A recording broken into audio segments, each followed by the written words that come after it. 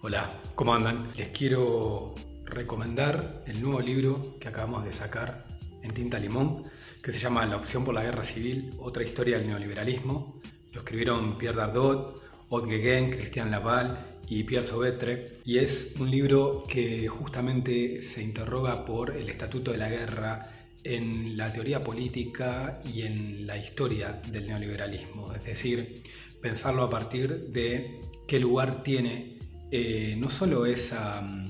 retórica y ese uso de nociones que tienen que ver con lo bélico, sino también cómo concibe el gobierno de las poblaciones, cómo concibe el derecho, cómo concibe al enemigo, cómo concibe la batalla cultural, cómo concibe la cuestión de la Constitución y la manera en que históricamente esas formas dogmáticas, implacables de combate y de trámite de los conflictos sociales se encarnó en las distintas experiencias que hoy ya son icónicas y fundantes del neoliberalismo, como la dictadura de Pinochet en Chile, el gobierno de Reagan, el gobierno de Thatcher y luego la larga secuencia de transformaciones y reformas neoliberales en todo el mundo. El libro busca justamente poner a la cuestión de la guerra civil en un lugar protagónico de esas estrategias y de esos procesos, y a la vez indagar cómo en estas últimas mutaciones en la política neoliberal, es decir, los cambios que se dieron a nivel gobiernos y discursos e instituciones a partir de, sobre todo, de la crisis del 2008 en adelante, y que tiene un poco a Trump, a Bolsonaro como personajes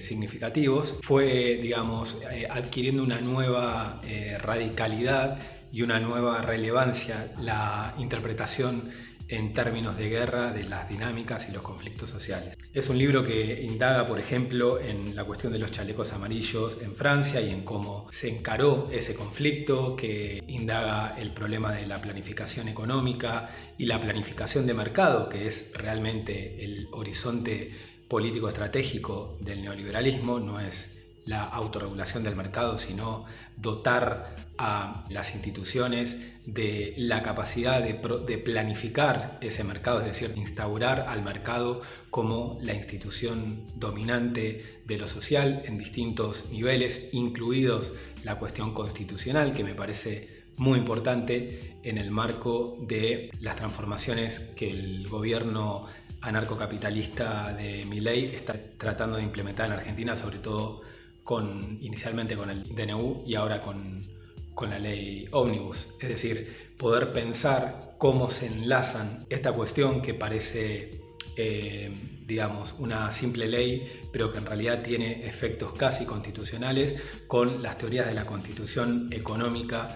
sobre todo presente en Hayek, y que al menos hasta ahora el gobierno Milei parece ser una implementación por momentos bastante fiel de la letra de Hayek, o al menos una intención de implementar esa letra en nuestro país. Como decía, el libro aborda muchos temas, la cuestión laboral, la relación entre el neoliberalismo globalista y el neoliberalismo autoritario, que incluso puede tener formas nacionalistas, como fue el caso de Trump y como fue el caso de Bolsonaro. No parece ser el caso argentino, que no se identifican tantos elementos nacionalistas, pero sin embargo es interesante para entender el giro autoritario de una manera más compleja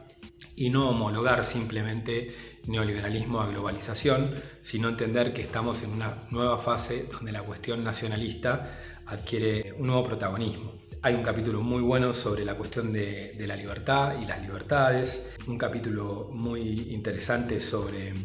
el derecho y la cuestión jurídica en el neoliberalismo, y finalmente digamos, un intento de mapear algunas formas de resistencia y algunas maneras de inventiva política que están dando luchas a esta nueva fase del neoliberalismo, así como tratar de pensar qué modalidades de aquí en adelante podría tener la organización, la estrategia y los horizontes políticos antineoliberales y anticapitalistas. Insisto con que me parece un libro fundamental en el marco de lo que está pasando en Argentina, porque permite leerlo con otras herramientas que las que suelen circular, permite incluso comprender más su radicalidad, su virulencia, el carácter estratégico del discurso violento y de ciertos fortísimos ademanes autoritarios de este gobierno. Creo que nos va a permitir seguir dando los debates absolutamente necesarios en torno al neoliberalismo y las posibilidades de salir de esta cárcel socioeconómica y política. Así que se los vuelvo a recomendar, está en la Feria del Libro y bueno, espero que lo lean, les interese y les sirva.